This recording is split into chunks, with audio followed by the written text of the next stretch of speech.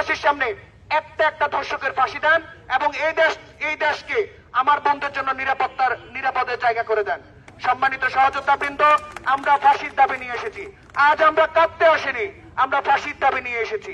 আমার বোনের ধর্ষণের প্রতিবাদে ফাঁসির দাবি নিয়ে এসেছি।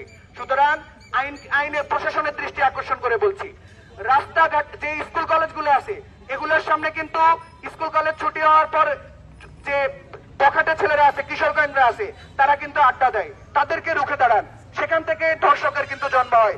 তাদেরকে রুখে দেন এবং কিশোর গ্যাংয়ের জন্য আইন শিথিল করবেন না। এদেরকে আজকে ছাড় দিবেন, কালকে এরা কিন্তু বড় ডাকাত হয়ে যাবে, বড় ধর্ষক হয়ে যাবে। সুতরাং এই দৃষ্টিকোণ থেকে আমার চাঁদপুর জেলায় যেন কোন রকম একটি ধর্ষণের ঘটনা যেন আমরা শুনতে না পাই, সেই জায়গা থেকে আমি মনে করি আইন প্রশাসন, পুলিশ প্রশাসনের সদস্যগণ কাজ করবেন ইনশাআল্লাহ।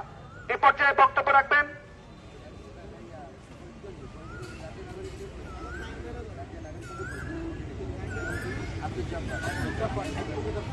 সম্মানিত উপস্থিতি, এ পর্যায়ে বক্তব্য রাখবেন ফরিদগঞ্জ জাতীয় নাগরিক কমিটির প্রতিনিধি অ্যাডভোকেট আব্দুল জব্বার।